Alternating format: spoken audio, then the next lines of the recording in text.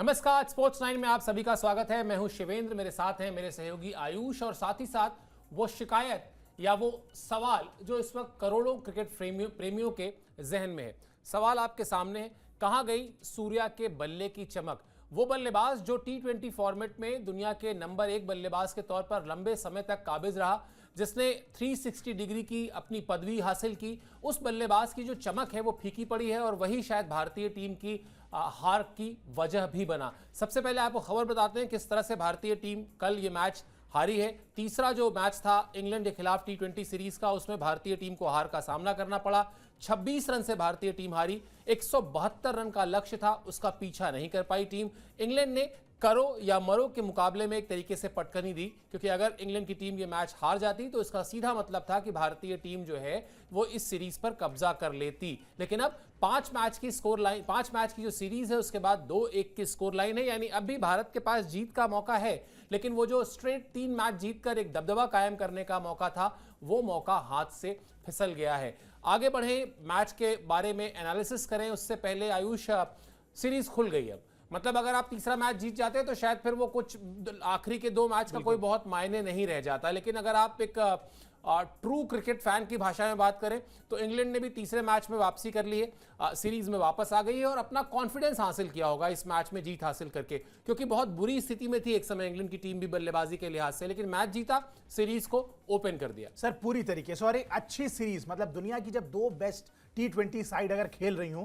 तो शायद हम यही एक्सपेक्ट भी करते हैं। बिल्कुल, पहला 2 मैच हम जीते, अगर ये तीसरा मैच भी हम जीत जाते तो उसके बाद अगले 2 मैच में इंग्लैंड इस माइंडसेट के साथ शायद खेलता कि हम ट्राई क्या कर सकते हैं, क्या एक्सपेरिमेंट्स कर सकते हैं, क्योंकि यहाँ पे वर्ल्ड कप होना है इंडिया में ही, तो उस लिहाज से हम कुछ नए खिलाड़ियों को ट्राई करेंगे, पूरा जोर नहीं लगाते वो। लेकिन अभी क्या है, अब चूंकि 2-1 की स्कोर लाइन हो चुकी है, सीरीज खुल चुकी है, और एज ए क्रिकेट फैन हम यही चाहते हैं कि 2 टीमें जब भिड़े तो कांटे की टक्कर हो, वो बड़ा इंपॉर्टेंट है। और इसीलिए शायद हम बार बार हम as a Indian cricket fan ये तो नहीं चाहेंगे कि टीम इंडिया हारे, लेकिन अगर सीरीज के लिहाज से देखा जाए तो बहुत शानदार रही। अब अगले 2 मैच में इंग्लैंड की टीम पूरे दमखम के साथ उतरेगी और टीम इंडिया पूरा जोर लगाएगी कि भाई अगला मैच या उसका अगला मैच में से एटलीस्ट एक मैच जो बचे हुए 2 हैं उनमें से आपको जीतना पड़ेगा, तब आप सीरीज अपने नाम करेंगे। सीरीज भले टीम इंडिया जीत जाए, लेकिन इंग्लैंड की जीत से ये जो सीरीज ओपन अप हुई है इसमें अब ज्यादा और एक्साइटिंग चीजें निकल के आ रही हैं। दोनों टीमों के कंसर्न्स लगभग सेम है, गेंदबाजी दोनों टीमों की बेहतर चल रही है, दोनों टीमों के गेंदबाज विकेटें लगातार ले रहे हैं, लेकिन बल्लेबाजी जो है वो कंसर्न है। दोनों टीम से एक आधा ही बल्लेबाज है जो बेहतर कर पा रहा है। बैटिंग यूनिट ओवरऑल दोनों टीम की खराब रही है, और जैसा आप हाई स्कोरिंग एनकाउंटर सोच रहे थे इस 5 मैच की सीरीज में, शायद वैसा तो आपको 200 प्लस वाले स्कोर अभी तक तो देखने को नहीं मिले हैं, लेकिन एक्साइटिंग मैचेस जरूर हुए हैं और इंग्लैंड ने बहुत शानदार वापसी की है। अमूमन तौर पे सर मुझे लगता है कोई भी और टीम होती पहले 2 मैच हारने के बाद ज्यादा डिसअपॉइंटेड होती, और इंडिया के सामने, इंडिया के क्राउड के सामने खेलना टफ होता है। लेकिन अगेन जिस तरीके से इंग्लैंड ने कमबैक किया, कमाल की बात है, और सीरीज ओपन अप हो चुकी है, अब मजा और आने वाला है। बिल्कुल, और बहुत पते की बात है, मतलब ये थोड़ा ताज्जुब हो रहा है कि जिस टीम में फिल सॉल्ट हो, बेन डकेट हो, फिर आपके पास जोस बटलर हो, हैरी ब्रूक हो, लियम लिविंगस्टन हो, उसके और इधर भारत के पास भी बिल्कुल आप लेके आ जाइए नाम, बिल्कुल, और तब भी 200 क्या 180 तक नहीं पहुंचा है अभी तक स्कोर, तो ये थोड़ा सा चौंकाता है। उम्मीद यही थी, और अमूमन T20 के फॉर्मेट में होता भी यही है कि जो पिचें मिलती हैं वो इस तरह की होती हैं कि वहां बल्लेबाजी आसान होती है, अपेक्षाकृत आप गेंदबाजों पर ज्यादा हावी हो सकते हैं। लेकिन बिल्कुल सही बात है आयुषी कि अभी तक गेंदबाजों ने अपना काम बखूबी किया है, चाहे पहले 2 मैच में जो इंग्लैंड को हार मिली थी वहां भी उनके बल्लेबाजों की कमी थी, और यहां इस हार में जो 26 रन से भारत को मिली है, यहां पर भारतीय बल्लेबाजों की नाकामी देखने को मिली। 172 रन का लक्ष्य था, हम बताते हैं आपको किस तरह से भारतीय बल्लेबाजों ने निराश किया।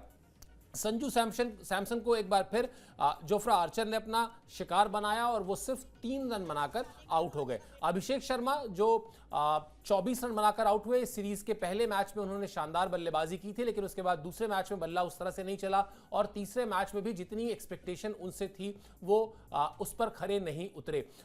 एक तो बड़ी सीधी सी बात है, बड़ी बेसिक सी चीज है कि आप अगर ओपनिंग पेयर आपका जल्दी आउट होता है तो फिर उसको उससे एडजस्ट होने में ना चीजें गड़बड़ होती हैं। यही देखने को मिला। 172 रन का लक्ष्य कोई बहुत बड़ा लक्ष्य नहीं था, मतलब आईपीएल में 172 रन का लक्ष्य अगर आपके सामने हो तो आप कहेंगे आसान लक्ष्य है, कोई बहुत बड़ी बात नहीं, लेकिन इंटरनेशनल मैच था, उसका एक अलग प्रेशर होता है। लेकिन कहीं ना कहीं संजू सैमसन का जो रोल है निश्चित तौर पर वो डामाडोल ही रहता है। मतलब जिस तरह से इस सीरीज में अगर आप देखेंगे अभी तक वो उस अपने रोल को या अपनी जिम्मेदारी को उस लेवल पर ले जाकर नहीं निभा पाए हैं जिसकी उनसे एक्सपेक्टेशन रहती है। पूरी तरीके से सर, क्लियरली, और ये कहीं ना कहीं निराश करेगा। इनफैक्ट मैं पूरी बैटिंग लाइनअप की बात करता हूं। बिल्कुल, बिल्कुल। संजू सैमसन को आप लगातार मौके दे रहे हैं। मैं आपसे पूछ रहा हूं सर, 2 शतक के अलावा कौन सी ऐसी पारी आपको याद है उनकी जो उन्होंने खेली हो? और नो डाउट जब 2 शतक लगाए बहुत अच्छी पारियां थी, लेकिन मौके आप देखिए सर, बैक टू बैक ये चौथी सीरीज है जहां पे लगातार ओपनिंग करने का मौका मिला है और कोई भी सीरीज शायद 3 मैच से कम की नहीं हुई है। यहां पे भी 3 मैचेस हो चुके हैं। इतनी इनकंसिस्टेंसी के साथ काम नहीं किया जा सकता। रोहित शर्मा की आप बात करते हैं, रोहित शर्मा ने जब तक ओपन किया, रोहित शर्मा ने कंसिस्टेंसी तो एटलीस्ट दिखाई। 1 मैच फ्लॉप, 2 मैच फ्लॉप, उसके बाद आपकी बैटिंग आ जाती है। संजू सैमसन के साथ दिक्कत क्या हो रही है कि ये बिल्कुल ही नहीं चल पा रहे हैं। मतलब 10 रन के अंदर ही आउट हो जाते हैं या फिर ये सीधे सेंचुरी लगाते हैं, और ये एक बैटिंग कंसर्न है। क्योंकि अगर आप टॉप ऑर्डर से आप देखें सर, आईपीएल हो, फ्रेंचाइज क्रिकेट हो, इंटरनेशनल क्रिकेट हो, शुरुआत बहुत इंपॉर्टेंट है। और शुरुआत अगर अच्छी मिलती है, क्योंकि T20 गेम जो है वो लंबा नहीं है, छोटा सा गेम है। अगर आपकी स्टार्टिंग में ही आप बैकफुट पे आ जाते हैं तो ऐसा नहीं है। बहुत रेयरेस्ट ऑफ रेयर ओकेजन पे आप देखेंगे कि टीमों के 3 या 4 विकेटें गिर गई हो, उसके बाद कोई जाके 200 रन बनाता है या चेज करता है, क्योंकि बहुत कम ओवर होते हैं। उस सेटबैक से निकलने में ही अगर आपने 5 ओवर भी ले लिए तो उसके बाद गेम आपके लिए 15 ओवर का बच के रह जाता है। तो ये एक बड़ा कंसर्न है। और टॉप स्पॉट में लगातार, इनफैक्ट दोनों ओपनर्स को लगातार मौके दिए जा रहे हैं।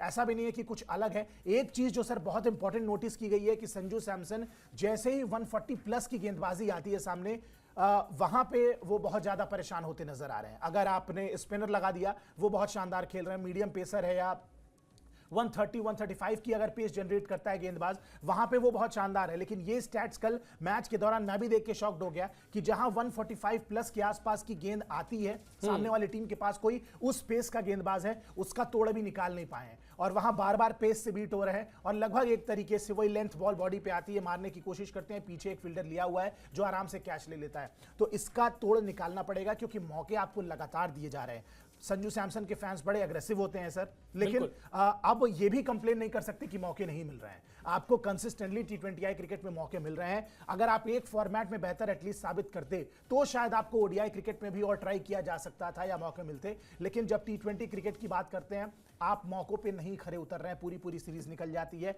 2 शतक से केवल काम नहीं चलेगा, वो बहुत पुरानी बात हो गई। मुझे लगता है कि अब संजू सैमसन को अपने रन में आना पड़ेगा और बचे हुए 2 मैच में एटलीस्ट स्कोर करना पड़ेगा। And the same goes for Abhishek Sharma as well. बिल्कुल। और आयुष, सिर्फ शतक ही सब कुछ नहीं होता। आप 50 रन, 40 रन, एक उपयोगी पारी तो खेलिए। मतलब वही बात आप जो कह रहे हैं कि या तो मैं 10 रन के पहले आउट हो जाऊंगा या फिर मैं शतक बनाऊंगा। तो अब क्रिकेट फैंस और मैनेजमेंट और कप्तान और कोच बैठ के टकटकी लगाए इंतजार करता रहे कि साहब ये शतक लगाएंगे, अब ये शतक लगाएंगे, अब ये किस मैच में लगाएंगे, यही नहीं पता है हुआ क्या। और एक चीज और बहुत इंपॉर्टेंट है, लगातार मौके मिलना और लगातार मौके दिए जाएंगे इसका वायदा करना। इस वक्त जो उनको मौके दिए गए हैं उस पर सीरीज शुरू होने के साथ ही उनसे कह दिया जाता है कि आप एकदम आराम से खेलिए, तसल्ली से खेलिए, आपकी जगह पर कोई खतरा नहीं है। हम आपको 3 मैच की सीरीज है, चाहे 4 मैच की सीरीज है, चाहे 5 मैच की सीरीज है, आपको हम पूरी सीरीज देंगे। ऐसे में जो विश्वास जीतना चाहिए मैनेजमेंट का, वहां गड़बड़ हो रही है। और बांग्लादेश के खिलाफ 1 शतक था, फिर साउथ अफ्रीका में 2 शतक उनके आए, लेकिन इस सीरीज में अगर आप बात करेंगे तो 26 रन, 5 रन और 3 रन। तो ये चिंताजनक है, क्योंकि जिस तरह की कंसिस्टेंसी, जिस तरह की निरंतरता की जरूरत होती है जीत के लिए, वो निरंतरता खिलाड़ियों की बल्लेबाजी या गेंदबाजों की गेंदबाजी से ही आती है। वो कहीं बाहर से कोई आउटसोर्स करके नहीं ले आता। खिलाड़ी जब कंसिस्टेंसी दिखाएंगे तो उस टीम का परफॉर्मेंस भी कंसिस्टेंसी वाला रहेगा। दिक्कत सूर्य कुमार यादव के साथ भी आ रही है, उनकी बात करना भी बहुत जरूरी है, क्योंकि कहीं ना कहीं अब वो नंबर 3 पर या नंबर 4 पर जहां भी बल्लेबाजी वो कर रहे हैं, वहां पर जिस तरह से उनको रोल अपना निभाना चाहिए उसमें वो कामयाब नहीं हुए हैं। और यही वजह रही कल के मैच में भी। अगर हम दिखाएं तो आपके सामने स्क्रीन पर ये जानकारी, सूर्य कुमार यादव लगातार तीसरे मैच में फ्लॉप हुए, 14 रन बनाकर आउट हो गए। और रन 14 बहुत तेजी से बनाए, लेकिन उस वक्त उतनी तेजी से रन बनाने की बजाय थोड़ी देर और क्रीज पर टिकना जरूरी था। पहले मैच में बगैर खाता खोले आउट हो गए थे सूर्य कुमार यादव, और पिछली 10 पारियों में सिर्फ 1 अर्धशतक है सूर्य कुमार यादव के नाम। और 10 पारियों में वो जो इकलौता अर्धशतक है वो भी बांग्लादेश के खिलाफ है। यानी साउथ अफ्रीका की सीरीज में उस तरह से बल्ला नहीं चला है, और अब इंग्लैंड के खिलाफ जो सीरीज चल रही है उसके भी 3 मैच हाथ से निकल गए हैं। और ये बात मतलब किसी से छिपी नहीं है आयुष, कि जब बल्लेबाजी नहीं चल रही होती है और टीम जीत रही होती है, तब तक तो चलो ठीक है, लेकिन वो बल्लेबाजी भी ना चल रही हो और टीम हारने लगे तो जो तनाव होता है, जो दबाव होता है, वो लगातार बढ़ता जाता है और वो लगभग दोगुना हो जाता है, जिसका सामना अब सूर्य कुमार यादव को करना पड़ेगा। बिल्कुल करना पड़ेगा सर। देखिए, ये पहली हार थी, बड़े दिनों के बाद आई और इस हार के साथ ही थोड़ा सा प्रेशर ऐड ऑन होगा। और सवाल ये है कि सूर्य कुमार यादव को पता नहीं, मतलब ये किसी ने शायद बता दिया है कि आप मिस्टर 360 हैं, या ये चीजें हावी हो गई हैं उनके ऊपर। कोई उनको जाके बताए प्लीज कि आप 5 नहीं 10 गेंदें ले सकते हैं, आपके वो पोटेंशियल है। पहली गेंद से अगर आप पहली 3 बॉल में 3 बाउंड्री मार के चौथी गेंद पे आउट हो जाते हैं तो आप टीम का कोई भी फायदा नहीं कर रहे हैं, एज अ कैप्टन भी नहीं कर रहे हैं, एज अ बैट्समैन भी नहीं कर रहे हैं। तो कहीं ना कहीं आपका जो पोटेंशियल है, सबको पता है कि अगर आपने 10-12 गेंदें खेलनी, आपने 10-12 गेंदों में 10-12 रन भी बनाए, उसके बाद अगली 10-12 गेंदों में आप उसको कवर अप कर सकते हैं। ये पोटेंशियल है आपके पास और ये चीजें पता नहीं सूर्या को कोई बता नहीं रहा है, या बैटिंग कोच या मैनेजमेंट कोई कन्वे नहीं कर रहा है, क्योंकि कप्तानी के बीच में कहीं ना कहीं ये साफ नजर आ रहा है कि अपनी बल्लेबाजी से वो बहुत दूर जाते जा रहे हैं। बार बार अपनी स्ट्रेंथ पे अब उनको आउट करना लोगों ने शुरू कर दिया है। वो जो फ्लिक लगाते हैं लेग साइड पे, वही शॉट मारने के चक्कर में बार बार आउट हो रहे हैं। मतलब अब वही है कि आपकी जो स्ट्रेंथ है वही आपकी वीकनेस बनती जा रही है। तो उसके लिए आपको कुछ करना पड़ेगा। बड़े प्लेयर वो नहीं है जो अलग अलग तरीके के शॉट खेल लें, बड़े प्लेयर वो हैं जो 2 गलतियों के बीच में बहुत लंबा डिस्टेंस रखते हैं, और वो गलती अगर आप बार बार कर रहे हैं तो उसके लिए आपको कुछ निकालना पड़ेगा तोड़ उस गलती का, क्योंकि बार बार आप एक ही तरीके से फंसते नजर आ रहे हैं। वही शॉर्ट बॉल, वही लेग साइड में फ्लिक करने की कोशिश और कैच हो जाते हैं। तो सूर्य कुमार यादव को समझना होगा कि भाई कप्तानी इंपॉर्टेंट है, लेकिन एज अ कैप्टन होने से ज्यादा आपका जो कंट्रीब्यूशन है टीम की बल्लेबाजी क्रम में, और सर कितने इंपॉर्टेंट प्लेयर हैं नंबर 4 पे बल्लेबाजी करने आते हैं, उनकी बल्लेबाजी आप उनको as a middle order batsman लीजिए या आप उनको एज अ फिनिशर लीजिए, उनकी फॉर्म जो है वो बड़ी क्रूशियल हो जाती है मैच को फिनिश करने में, बड़ा टारगेट सेट करने में। और सूर्य कुमार यादव ये काम पहले कर चुके हैं। अब आपने एकदम से आपकी जो फॉर्म है वो डिप करती जा रही है, तो इसका ओवरऑल जो घाटा है वो कहीं ना कहीं टीम इंडिया को बार बार हो रहा है। आप 2-4 बॉल लीजिए, लेकिन अपनी पारी को लंबा खेलने की कोशिश कीजिए, वो चीज आपसे नहीं हो पा रही है। हर मैच में आउट होके जाते हैं। स्ट्राइक रेट अगर आप देखेंगे तो 200 प्लस ही रहेगा, लेकिन उसका फायदा क्या, वो 7 गेंदों में आपने 15 रन मार दिए, उससे कोई फर्क नहीं पड़ने वाला है टीम के, उसमें टीम का फायदा नहीं हो रहा है। और बिल्कुल सही बात है, आखिरी बार बांग्लादेश के खिलाफ आपने रन बनाए थे, उसके बाद से बहुत सारे मैचेस गुजर चुके हैं। एज अ कैप्टन आपको परफॉर्म करना पड़ेगा, और ये दिक्कत जो है वो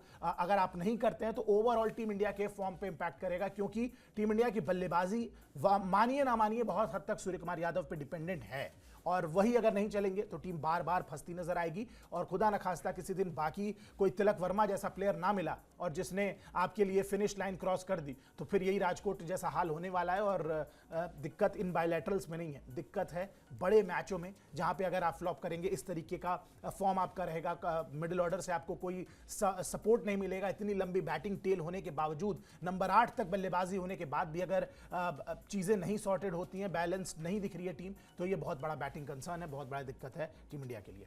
बिल्कुल। और मुझे लगता है लगभग जो टेस्ट सीरीज में ऋषभ पंत वाला हाल था ना, कि मुझे पता है कि वहां पर फील्डर है, हाँ। लेकिन मैं शॉट वही मारूंगा। मतलब अपने आप पर भरोसा करना बहुत अच्छी बात है, हम सबको करना चाहिए, लेकिन फिर वो जब भरोसा जो है वो ओवर कॉन्फिडेंस में बदल जाता है तो फिर दिक्कत होती है। और दूसरी चीज जो आप कह रहे थे सूर्य कुमार यादव के बारे में, बड़ी बात यह भी है कि एक तो 7 गेंद पे 15 रन, इससे कहीं बेहतर होगा कि 15 गेंद पे 7 रन बनाएं, क्योंकि अगली 15 गेंद पे वो बड़े आराम से 40 रन बना सकते हैं। तो वो 25 से 30 गेंद के बीच में उनका अर्धशतक पूरा हो सकता है, अगर वो पहली 15 गेंद पे भले ही 7 रन बना के काम चला लें। वो शायद टीम के ज्यादा काम आएगा, वो टीम के स्कोर बोर्ड पर ज्यादा प्रभावशाली होगा, ज्यादा असरदार होगा। वनस्पत की आप 7 गेंद पे 15 रन या 4 गेंद पे 12 रन बनाकर आउट हो जाइए, स्ट्राइक रेट 300 की हो जाएगी, कोई सेंस नहीं है, उसका कोई फायदा नहीं है। चलिए, क्या कहा सूर्य कुमार यादव ने, यह भी आपको बताते हैं इस हार के बाद, यानी जो तीसरा T20 मैच भारतीय टीम हारी, इसके बाद उन्होंने कहा कि मुझे लगा था कि मैदान में थोड़ी ओस होगी।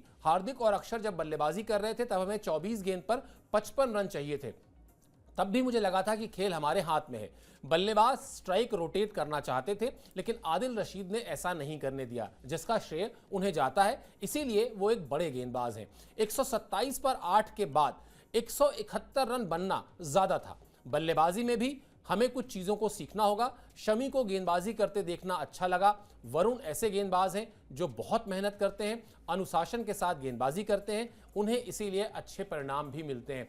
यानी A to Z सब बता गए, बस ये नहीं बताया कि मुझसे रन क्यों नहीं बन रहे। Exactly. मतलब आदिल रशीद की तारीफ कर दी, वरुण चक्रवर्ती को भी क्रेडिट दे दिया, शमी का वेलकम बैक भी कर दिया, बल्लेबाजी में कुछ सीखना है यही बता दिया, लेकिन ये नहीं बताया कि मुझे ही सीखना है। ठीक है, कुल मिला जुला के बहुत सारी बातें जिसको अगर हम डिसाइड करने बैठे कि इसमें से किस टॉपिक पर बात करनी है तो शायद 10-12 टॉपिक तो ऐसे ही निकल जाते हैं। अरे भाई, आप आदिल रशीद की तारीफ कर रहे हैं, उससे पहले वरुण चक्रवर्ती की तारीफ कर लीजिए, उन्होंने जिस तरह से गेंदबाजी की। और सबसे बड़ी बात, 127 पर 8 के बाद 171 रन बनने दिया, तो बतौर कप्तान आपकी भी तो जिम्मेदारी बनती है। बिल्कुल, और ये तो बहुत बड़ा फ्लॉ था सर। टी20 क्रिकेट में ऐसा तो हो जाए, मतलब टेस्ट क्रिकेट में पार्टनरशिप लग जाए, वनडे में कोई रुक रुक के समय गुजार गया, वो अलग चीज है। टी20 क्रिकेट में 8 विकेट गिरने के बाद अगर 171 तक आप पहुंचा देते हैं स्कोर लाइन, तो ये बहुत बड़ा कंसर्न है। और इसके लिए फिर आप किसी को दोष नहीं दे सकते। आपकी बॉलिंग चेंजेस, आपके गेंदबाज, आपने क्या कम्युनिकेट किया गेंदबाजों से, क्योंकि टेलेंडर्स को गेंदबाजी करना ठीक है, थोड़ा अनप्रेडिक्टेबल होता है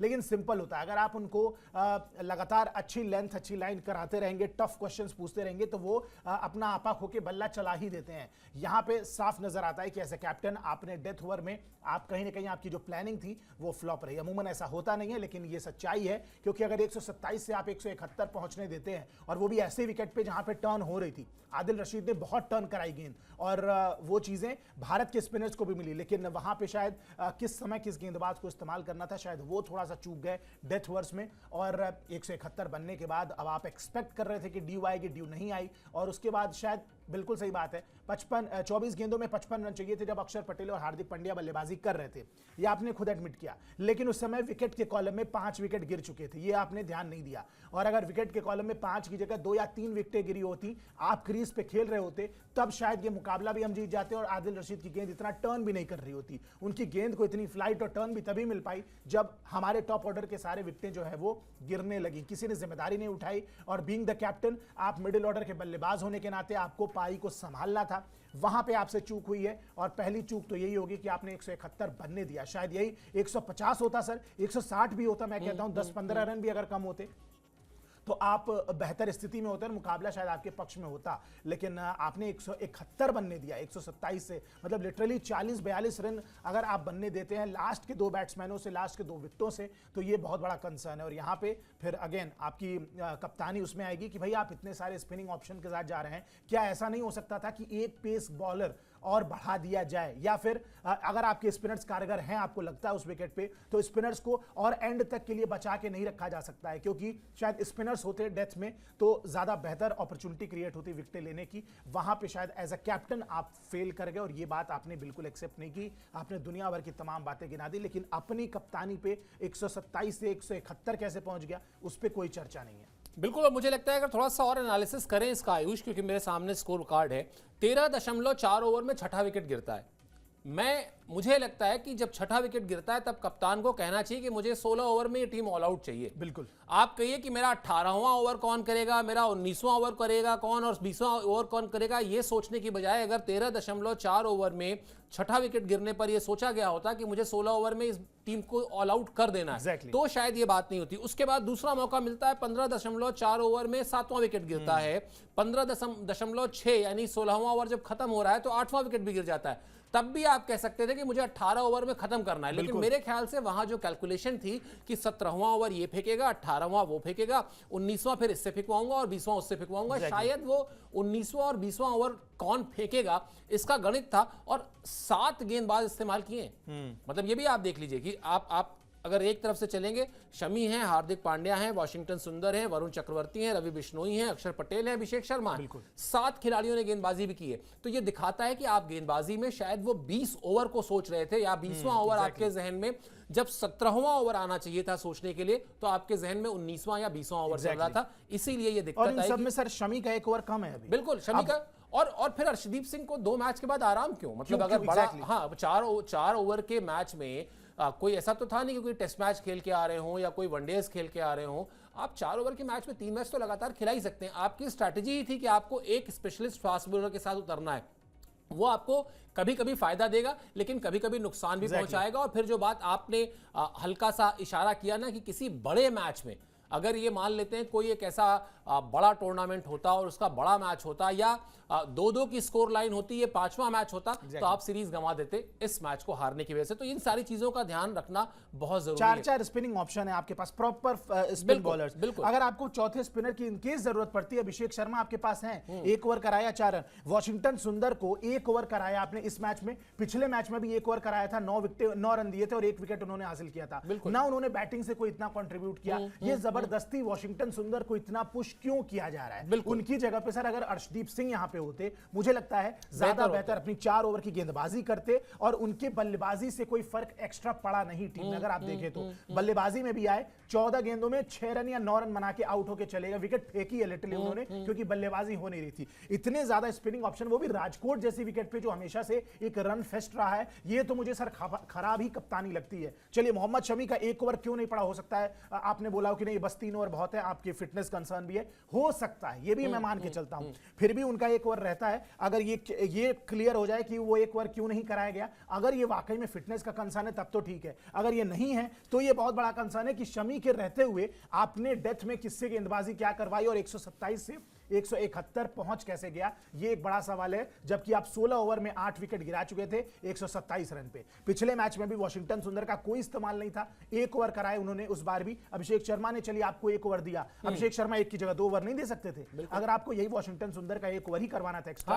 तो अभिषेक शर्मा ने 4 रन दिए सर, वो दूसरा ओवर लेके आ जाते इन केस अगर वैसा होता। बिल्कुल, और वॉशिंगटन सुंदर ने मेरे ख्याल से 15 रन दिए सर। तो कोई सेंस नहीं बनती है कप्तानी की, और ये बहुत ज्यादा ट्राई एंड टेस्ट कर रहे हैं। एक रीजन यही दे सकते हैं कि भाई बायलैटरल है, हम इसमें अपनी एक नई टीम बिल्ड कर रहे हैं, तो उसमें हम ट्राई एंड टेस्ट कर रहे हैं खिलाड़ियों को। लेकिन अर्शदीप को शायद रखते उनके 100 विकेटें भी हो जाती, तो एक अच्छा बहुत बड़ा माइलस्टोन अचीव करते, जो किसी ने नहीं किया इंडियन टीम में। तो 2 विकेटें उससे दूर थे, 98 विकेटों तक आ गए थे। मुझे लगता है कि कुछ चीजें थोड़ी सी खराब जा रही हैं, कुछ लोगों को अलग से पुश किया जा रहा है। मुझे बोलना नहीं चाहिए लेकिन ये सच्चाई लगती है। कुछ प्लेयरों को अलग से जबरदस्ती पुश किया जा रहा है कि आप हर फॉर्मेट खेलो, मल्टी फॉर्मेट प्लेयर बनो। पोटेंशियल है नहीं है दैट्स अ डिफरेंट गेम, लेकिन अगर आपने साबित किया है खुद को। मैं कह रहा हूं सर, वॉशिंगटन सुंदर को कब आपने देखा है कि टी20 क्रिकेट में उन्होंने कोई बहुत एक्स्ट्राऑर्डिनरी रन बनाए हो? इंटरनेशनल छोड़ दीजिए, आपने आईपीएल में कब देखा है कि वॉशिंगटन सुंदर ने किसी पारी से मैच जिता दिया हो? गेंदबाजी कर लेते हैं, अच्छी बात यह है कि टॉप 6 ओवरों में भी अगर उनको आप गेंदबाजी दीजिए तो वो भी करने में सक्षम है, लेकिन उसके अलावा वो काम अक्षर पटेल भी करते हैं। और अक्षर पटेल ने टी20 वर्ल्ड कप जैसे बड़े फाइनल्स में कई बार, एक बार नहीं कई बार आपको रन्स बना के दिए अच्छे स्ट्राइक रेट के साथ। मुझे नहीं नजर आता है कि वॉशिंगटन सुंदर एक टिपिकल ऑफ स्पिनर है। ऐसा भी नहीं है कि लेफ्ट आर्म है कुछ या कुछ अलग वैरायटी लेके आते हैं। कोई सेंस नहीं बनती है वॉशिंगटन सुंदर की। अगर आपके पास इतने सारे स्पिनिंग ऑप्शंस हैं, या तो आप रवि बिश्नोई को बाहर बिठा दीजिए और कहिए कि वॉशी उनकी जगह काम करेंगे, बैटिंग भी कर लेते हैं। इतने सारे स्पिनिंग ऑप्शन लेके और एक ओवर सबसे कराना कोई सेंस बनती नहीं है मेरे हिसाब से। टीम सिलेक्शन ही गड़बड़ थी और कप्तानी तो 127 से 71 जो पहुंच गई वो तो खराब थी, तो हाईली डिसअपॉइंटेड। बिल्कुल, और अर्शदीप होते तो वो 127 से 171 भी नहीं पहुंचता। बिल्कुल। और जो जहां तक मोहम्मद शमी की बात है, तो उस पर तो पता नहीं क्यों वो बॉलीवुड का गाना बज रहा है, पर्दे में रहने दो पर्दा ना उठाओ। एग्जैक्टली, पर्दा जो उठ गया बहुत तो बड़ा क्वेश्चन। चलिए इंग्लैंड की बात कर लेते हैं। इंग्लैंड ने कैसे 171 रन बनाए ये भी आपको बता देते हैं, और किस तरह से वरुण चक्रवर्ती की मेहनत पर पानी फिरा। 51 रन बनाए बेन डकेट ने और लिविंगस्टन ने बनाए 43 रन। 127 पर 8 विकेट गंवाने के बाद, जिस पर हम लंबे समय से चर्चा कर रहे थे, भी 171 रन बने और वरुण चक्रवर्ती ने जो 5 विकेट लिए थे वो कहीं ना कहीं उनकी जो मेहनत थी उस पर पानी फिर गया। आदिल रशीद ने 4 ओवर में 15 रन देकर 1 विकेट लिया, लेकिन ज्यादा फायदा रहा उनकी टीम को, क्योंकि वो अपनी टीम की जीत में काम आए, क्योंकि उनको उस तरह से साथ भी मिला। बड़ा खराब लगता है वैसे आयुष, 5 विकेट मतलब as good as a century. और टी20 में 5 विकेट मतलब आसान नहीं होता, लेकिन टी20 में 5 विकेट लेने के बाद भी अगर आप लूजिंग साइड के साथ खड़े हुए हो तो अच्छा नहीं लगता है सर। पूरी तरीके से, मतलब अब इससे ज्यादा कोई क्या करेगा? 24 गेंदों में आपने 5 विकेटें निकाल ली है, मतलब इससे ज्यादा तो एज अ बॉलर आप क्या ही करेंगे। टी20 में तो अगर आपने 2 विकेटें भी ले ली हैं डिसेंट इकोनॉमी से, और तो उसको बहुत अच्छा माना जाता है। 5 विकेटें बहुत हैं, और बिल्कुल सरप्राइजिंग है 5 विकेटें लेने के बाद you and up on a losing side, ये तो बहुत बड़ी बात है। लेकिन ठीक है, डिसअपॉइंटेड होंगे कि ऐसा क्यों हुआ, लेकिन फिर अगेन सर ये क्रिकेट है और ये सारी चीजें हो जाती हैं, और एक बार फिर से ये बात साबित होती है कि भाई ये टीम गेम है। अगर आप इस तरीके से 5 विकेटें आप अपने 4 ओवर में ले लेते हैं, लेकिन बचे हुए 16 ओवरों में टीम ने क्या किया है, गेंदबाजों ने क्या किया है, अगर वो बेहतर नहीं है तो कहीं ना कहीं मैच आपके हाथ से फिसल सकता है, और वही हुआ। इसीलिए ज़्यादा खराब लगता है, लेकिन अगेन इसमें कुछ नहीं कर सकते हैं। क्रिकेट है, बार बार आपको सिखाएगा कि भाई इंडिविजुअल परफॉर्मेंस बहुत दूर की बात है, जब तक टीम परफॉर्म नहीं करेगी टीम नहीं जीत सकती है। और कितनी बार हमने एग्जाम्पल देखा है सर, और मैं तो ऐसे एग्जाम्पल आते हैं तो दो ही चीज़ें याद आती हैं, चेन्नई सुपर किंग्स और मुंबई इंडियंस। ये टीमें सर इतनी ज्यादा बार चैंपियन बन चुकी हैं, और जब भी इन टीमों की बात होती है, जब ये सीजन जीतते हैं, आप देखिए टॉप स्कोरर में इनके बहुत ज्यादा बल्लेबाज नहीं होंगे, ऑरेंज कैप इनके पास नहीं होगी, पर्पल कैप इनके पास नहीं होगी, लेकिन ओवरऑल हर प्लेयर के 400 प्लस रन होंगे सीजन में, और हर जो मेन गेंदबाज हैं इनके उनके 15-20 विकेटें जरूर होंगी, और इसी वजह से ये टीमें इतनी बार चैंपियन बनी है। तो कहीं ना कहीं टीम गेम है, जब टीम नहीं परफॉर्म करेगी तो 5 के आप 6 विकेटें भी ले लें तो आप अकेले कुछ नहीं कर सकते 4 ओवरों में।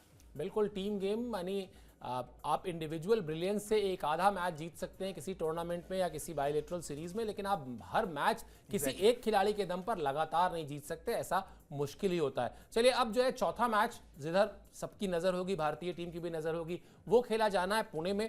चौथा मैच होगा वो सीरीज का जो 31 जनवरी को खेला जाएगा। अब भी भारतीय टीम के पास सीरीज जीतने का मौका है, और पुणे में मेरी नजर और मेरे साथ साथ आयुष की नजर और करोड़ों क्रिकेट फैंस की नजर रहेगी एक बार फिर मोहम्मद शमी पर, क्योंकि जो हम अभी चर्चा कर रहे थे ना कि वो आ गए, 3 ओवर उन्होंने फेंका भी, कोई विकेट नहीं मिला, 130 प्लस की गेंदबाजी कर रहे थे, डिसेंट गेंदबाजी कर रहे थे, लेकिन एक बार अभी ये देखना बाकी है कि वो किस तरह की रिदम में नजर आते हैं जब वो अगले मैच में खेलेंगे। लेकिन अगर पुणे T20 को लेकर बात की जाए, मुझे लगता है शायद जैसा आप कह भी रहे थे कि दो मतलब बड़े बल्लेबाज की खासियत ये है कि उनकी 2 गलतियों के बीच में एक लंबा अंतराल रहता है, शायद इसी वजह से बड़े बल्लेबाज वो बनते भी हैं कि हाँ हमने जनवरी में गलती की थी तो अब मार्च में नहीं करेंगे, अब जून में करेंगे, 5 महीने बगैर गलती के क्रिकेट खेलेंगे। तो इंडियन टीम के लिए भी मैसेज यही है, लेसन यही है, सबक यही है कि चलिए गलती हो गई, फटाफट आइए वापस पुणे में अपनी सीरीज को सील कर लीजिए, ताकि आपको फिर वो आखिरी मैच तक ना जाना पड़े। 3-1 की स्कोर लाइन से सबसे पहले सीरीज पर कब्जा कीजिए, उसके बाद बाकी चीजें देखी जाएंगी। बिल्कुल यही एम होना चाहिए सर, चौथे मैच में अगर चीजें क्लियर हो जाएंगी, वरना ये एक्साइटिंग फाइनल मैच हो जाएगा। 5वें मैच तक अगर बात पहुंच गई, और अगर आप टेक्निकली देखें बात 5वें मैच तक पहुंची, तो इंग्लैंड ज्यादा बेहतर स्थिति में होगा, क्योंकि मोमेंटम जो है वो इंग्लैंड के साइड होगा बैक टू बैक 2 मैच जीतने के बाद, और वो टीम इंडिया बिल्कुल नहीं चाहेगी। मुझे लगता है कि एक अच्छी सीरीज है, बांग्लादेश को और बाकी टीमों को हराने के बाद आप ठीक है बेहतर महसूस कर सकते हैं, लेकिन आप इंग्लैंड को अगर बायलैटरल में हराते हैं,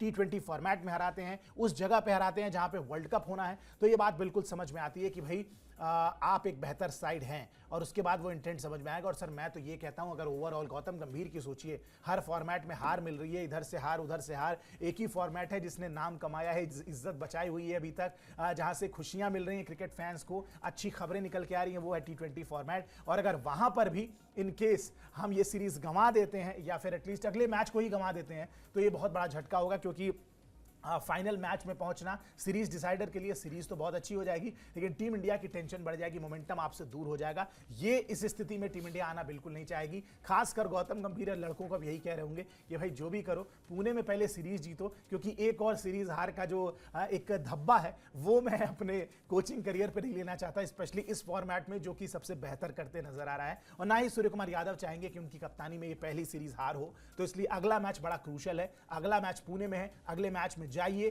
जान लगाइए, खेलिए, जीतिए, और सीरीज को वहीं पे सील कर लीजिए, ताकि 5वें मैच में आप बिल्कुल रिलैक्स होके जाएं। उसके बाद आप वॉशिंगटन सुंदर, मैं कहता हूं आप 6 स्पिनिंग ऑप्शन के साथ उतर जाइए, और 6 को पहले ओवर से स्पिन कराइए, 20 ओवर में पूरे स्पिन ही करा दीजिए, कोई दिक्कत नहीं, एक्सपेरिमेंट करिए, बट अगला मैच जीत के पहले सीरीज सील करना बहुत इंपॉर्टेंट है।